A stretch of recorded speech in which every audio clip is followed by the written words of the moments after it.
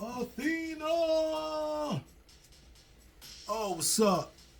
This is your neighborhood sensei Fouché, telling all y'all to stay woke, relax, and take notes. Yeah, yeah. This one's gonna be a little different for a moment because I wanted to just keep it 100 with y'all. You know, I am a dude that really got sick and tired of being sick and tired. Listening to the same old nonsense, telling myself the same old nonsense, going through the same old results over and over again, going through the same misery, not feeling complete, and just really just always just being depressed. You know what I'm saying? Listening to depressed people over here, giving you this sympathy. You never really feel better about yourself. You just one big sorrow. And one day I was listening to, at the time, a very close associate of mine. And, I'm living my life and going through the things that I was going through, and decided to move forward and find myself through these experiences, you know what I'm saying? And then I'm listening to this dude in my ear talking all of this game, you know what I'm saying? This weak game. And I'm just getting like extremely frustrated and irritated. And then speaking on a side conversation in another moment with another past associate of mine.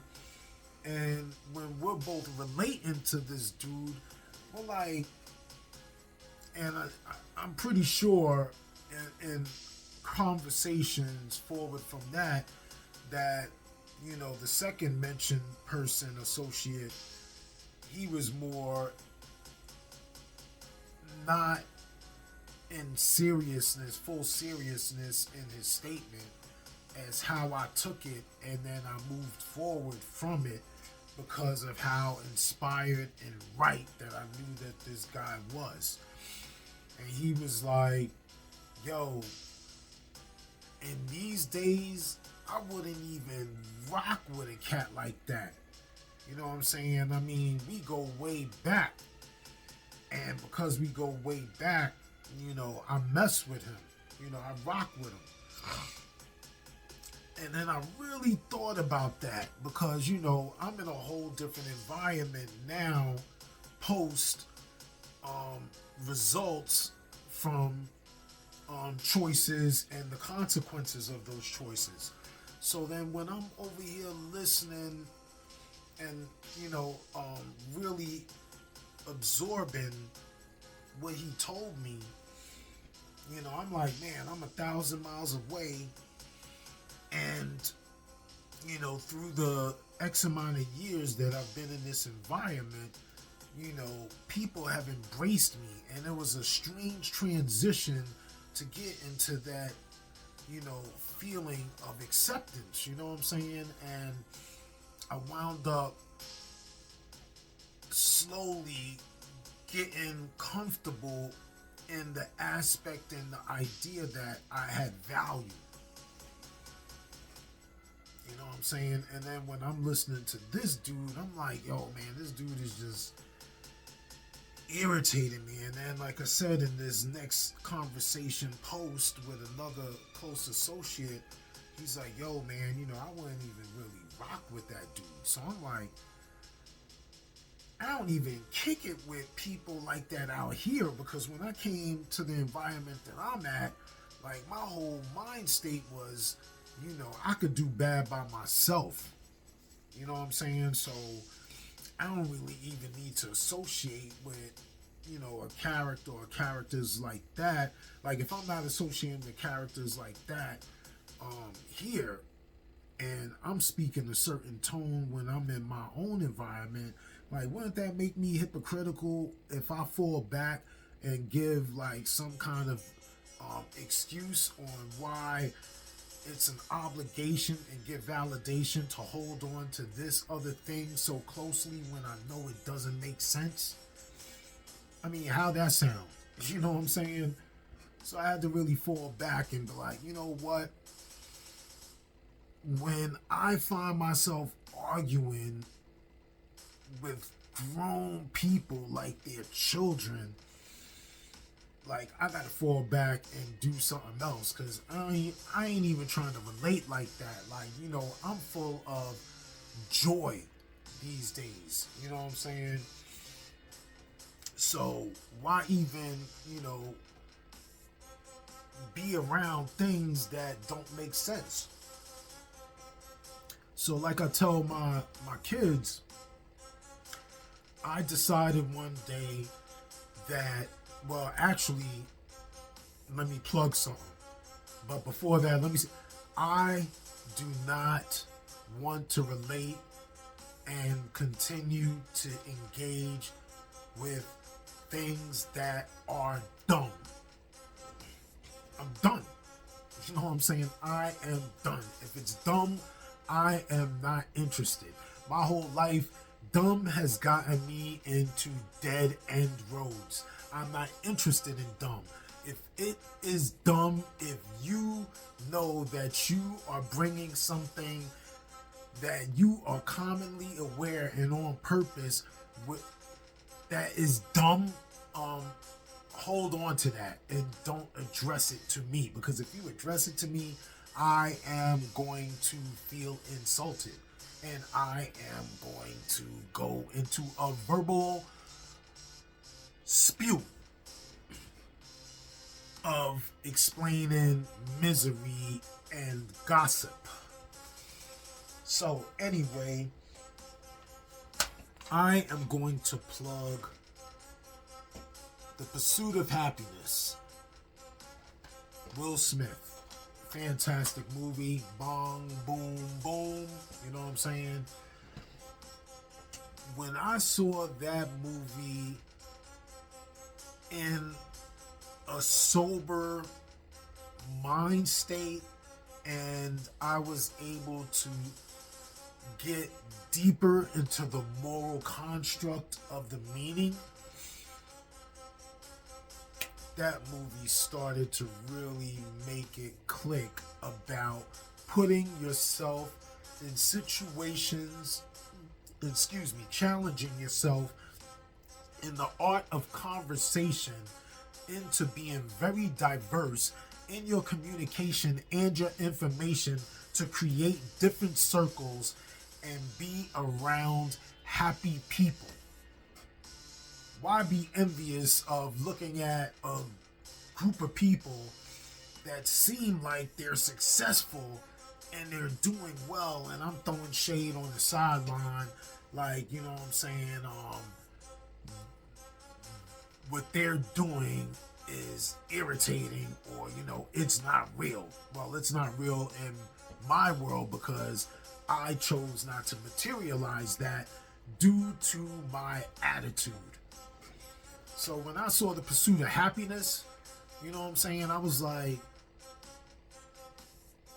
there was a particular scene in the movie where when he walked in after being locked up in county jail for failure to pay parking tickets, he was painting his apartment before they came and took him under arrest. So he had that interview early that morning, so he left as soon as bail posted. He immediately ran to the interview. He just had on like what they would call a white beater with a jacket, if I'm correct. It was a light spring jacket, and there, as well as pants, just regular casual pants, and some casual shoes. and I believe socks, of course. But, his hair wasn't combed, and he had a bunch of paint, all over not only his clothing, his body.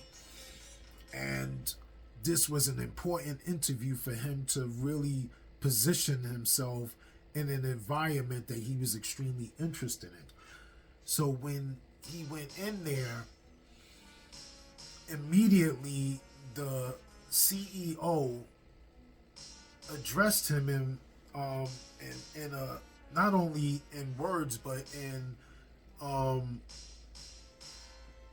questionable body language, like, yo, how do you show up to this interview like unprepared?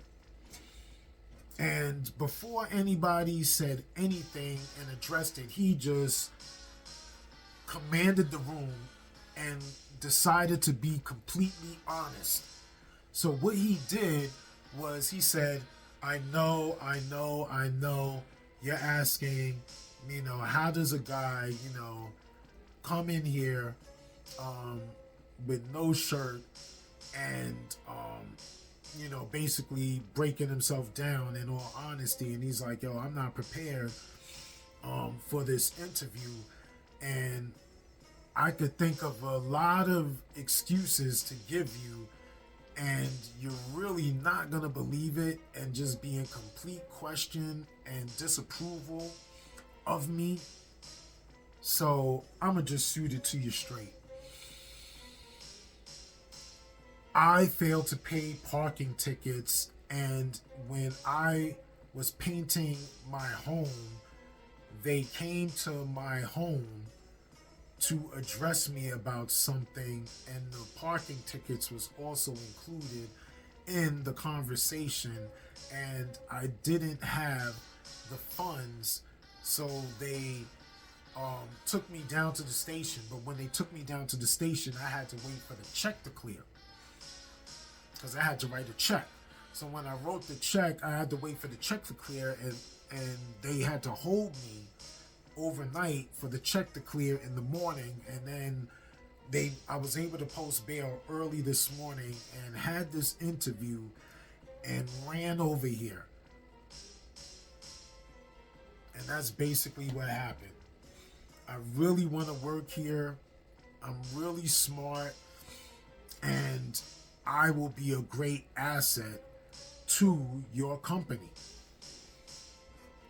So the CEO addressed another associate that was closely related into being pestered by this character or this person into, trying to introduce himself and seriously gain application into this company. So the CEO says, hey, when you see this guy every day, like, does he usually look like this? And he was like, not at all. Suit and tie, neatly pressed, professionally dressed, always welcoming, and extremely neat, and extremely persistent. So the guy was like, or the CEO to be specific, so failure to pay parking tickets. Oh, hell, I mean, we all been through that. I mean, jeez. Failure to pay parking tickets. I mean, gosh.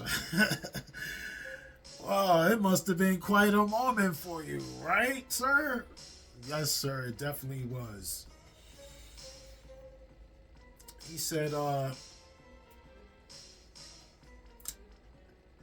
what if I told you that, or would you think that I was crazy if I decided that a guy walked into my office with no shirt, some pants, a jacket, and no tie, hair uncombed, And I hired him. And he took about 6 seconds, patiently processed that moment, and in calm response stated he must have been wearing some really nice pants.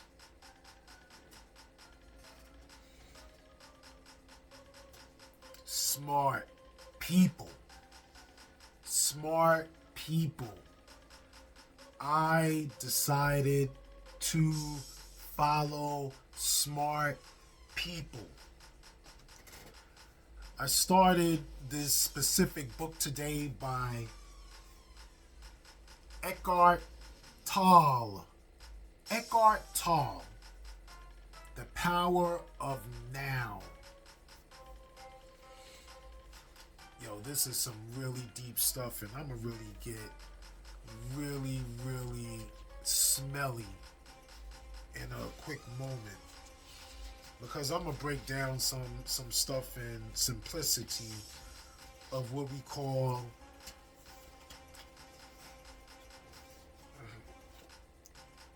Adlerian Psychology.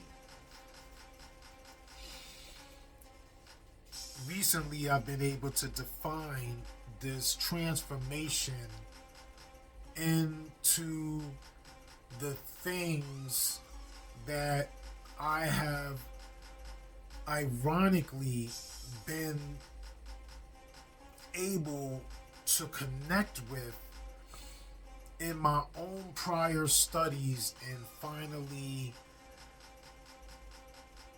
decompressing as well as detoxing off of these extreme addictive drugs and alcohol. Eckhart Tolle. I was talking about why not now a lot. When people say, talk about change and realizing or coming to what they call that awakening, why not now? A lot of people live by excuses and continue to keep themselves in a complacent mind state of obligating themselves to things that do not make sense or are dumb. If you are not a dummy and you tell yourself you are not a dummy, why are you following dumb things? Why are you being dumb? Stop being dumb. I decided to start following things that made sense. I have little use for the past and rarely think about it. For me, if I start connecting and staying closely associated with things that make me uncomfortable, people that make me uncomfortable, and that don't value my wealth and truly value my mental well-being and physical well-being in full authenticity, then I gotta let it go. I gotta learn how to let it go. Why keep it? Why continue to hold on to it? What's so important with being, what's the word I want to look for? Engaged to misery. Why would I continue to want to be engaged to misery when misery makes me miserable? I bet a lot of us have thought like this, because I know that I have. Yo, this book is really Adlerian Psychology, but I'm just going to start reading because I don't want to overwhelm the filming process with having too many minutes, because there's so much to cover and there's endless time to continue to share. I lived in a state of almost continuous anxiety. I'm sorry. I lived in a state of almost continuous anxiety, interspersed with periods of suicidal depression. Suicidal depression. I remember I used to have thoughts as a middle-aged teen, and I grew up on the 26th floor in a high-rise community on the 26th floor. So I've thought about jumping out of the window because, would they really, miss me if something happened to me, you know what I'm saying? But I didn't really have the courage to kill myself, to simply label it that. But let's keep going, because, this introduction into the power of now, really goes into this Adlerian thing, and how we should start processing. We need to change our processing. Our processing has a glitch, and we have to fix the glitch with the information. I cannot live with myself any longer. This was the thought that kept repeating itself in my mind. Then suddenly I became aware of what a peculiar thought it was. Am I one or two? If I cannot live with myself, there must be two of me, the I and the self that I cannot live with. Maybe, I thought, only one of them is real. Only one of them is real. There's two you identify. Let me go back. I cannot live with myself any longer. A lot of us have said that. Or I hate myself. How about that as another one? I hate myself. I don't like myself. I think that I am ugly. I don't think that I am smart. What? I cannot live with myself any longer. This was the thought that kept repeating itself in my mind. Then suddenly, I became aware of what a peculiar thought it was. Am I one or two? If I cannot live with myself, there must be two of me, the I and the self that I cannot live with. Maybe, I thought, only one of them is real. Only one of them is real. Subconscious, conscious, unconscious. Because the unconscious is run by the conscious role self that you have created. And your submerged self does not agree with that character. Resist nothing. That was something else that I highlighted. When you start running in the circles of having other people try to convince you of something that you know is not true, and you feel obligated to that, that is your mistake for not really channeling into not resisting. They are convincing you to resist another thought past the glitch, and you are supposed to go against anything that continues to agree in that circle. If it is against that, it's like, you know what I'm saying? They're telling you, if you're in the form in the in the system of slavery, like you're getting whipped. You're getting whipped by master. You're getting whipped by master. You're getting whipped by master. You're getting whipped by master. And then master says, yeah, if you go up north, like, they're not going to treat you any good. You know, it's terrible up there. You know what I'm saying? You're going to die over there. You'll be a fool if you go over there. You know what I'm saying? So what's the slave going to do? Like, yeah, master, you know, I'm going to just stay here and continue to get whipped. You know what I'm saying? Because, you know, I mean, you know what I'm saying? Like, that's dumb. That's complacency. You know what I'm saying? Your sorrow is by your own fault of not having courage to go and journey to something else.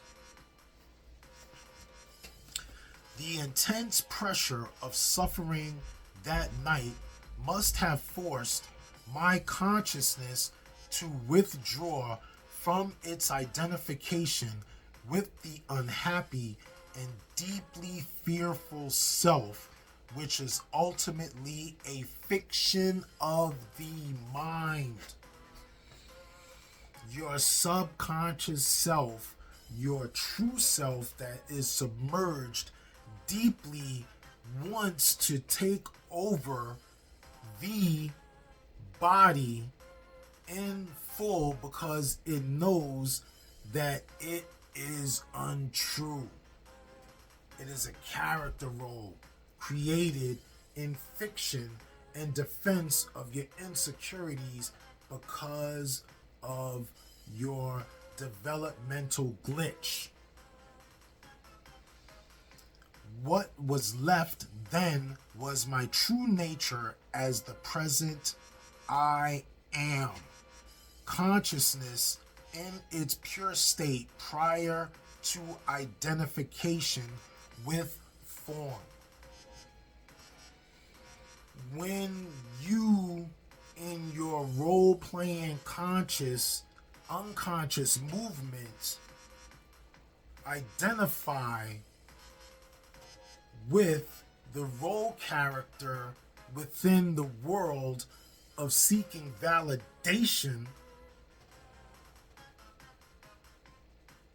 you need to identify that. When you are able to identify that you are your own imposter, that's when your consciousness understands what needs to detach.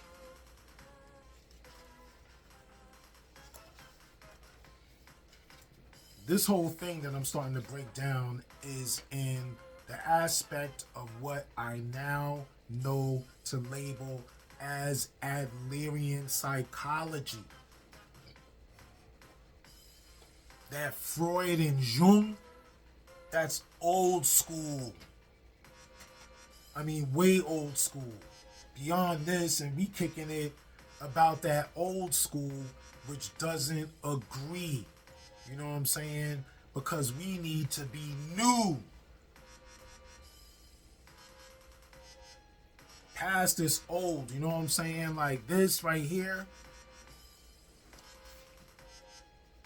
Like this is just an object, you know what I'm saying? And it's really not an object that relates other than what used to be. But this no longer is what it used to be. This is where I am from, but where I am from no longer agrees to where I need to be.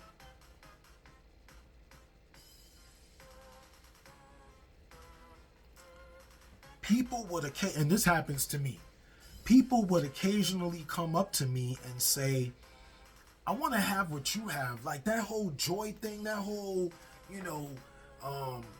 happy Smurf, Mr. Fantastic, Mr. Cool. Nah, excuse me. Correct yourself and label me smooth. Hey man, I want what you have. How can you give it to me or show me how to get it? And just like I would say, you already have it and don't even know it. You just can't feel it because your mind is making too much noise. You too busy trying to be the jester, the joker, the clown, the entertainment. You need the spotlight. You're desperate for it. The attention, you crave it. It is your disease.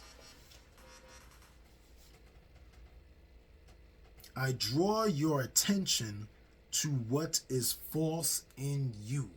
You must address your character self and tell it, you are a lie and you are done. I need to take over. There's a Twilight Zone episode that is exactly in context, exactly in that statement that I just dropped to you right there. But let's move on because time. It's an illusion. We always have time. We're going to take as much time, but not overstep the time because there's time for other things too. So let's keep going. We're going to keep going. We're going to keep going. For unless you learn to recognize the false as not you, there can be no lasting transformation. And you would always end up being drawn back into illusion and into some form of pain. Until you decide to be through with your role self, your conscious self, dictating your unconscious self in the moving society, until you decide to submit to your subconscious true self, you will continue to be engaged with misery. Congratulations. How long do you plan on staying together?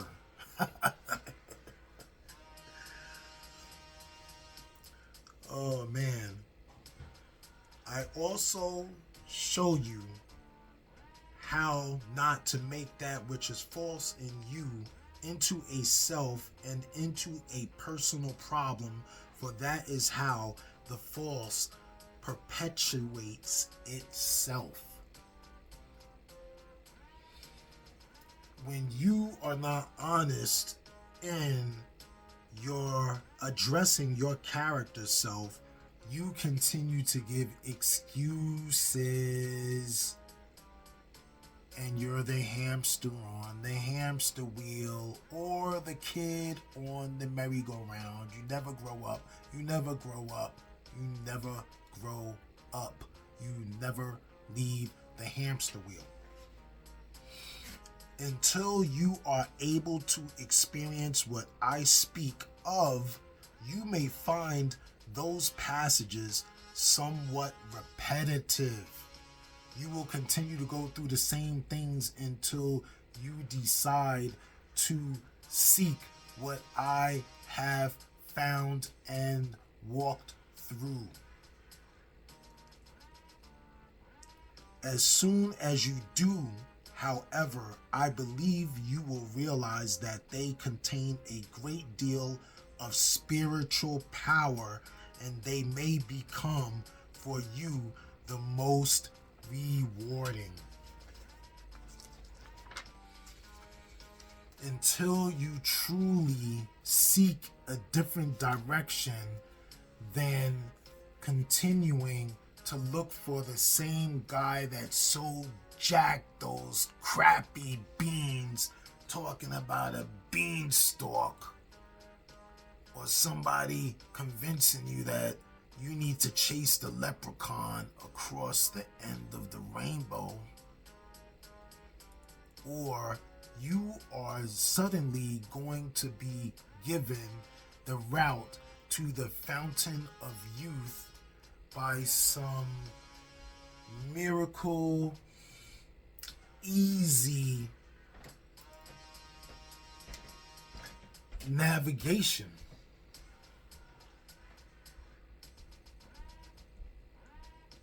There is no easy street. Yeah, there is no easy street. You need to put in the work and stop deciding to continue to listen and be engaged and in conversation with things that don't agree and that are dumb. You know that you are not a dummy, so why continue to follow what is dumb? It always leads you to dead end avenues. So stop it. Don't do it no more. Start to follow the direction of accountability. Stay woke. Relax and take notes. 1.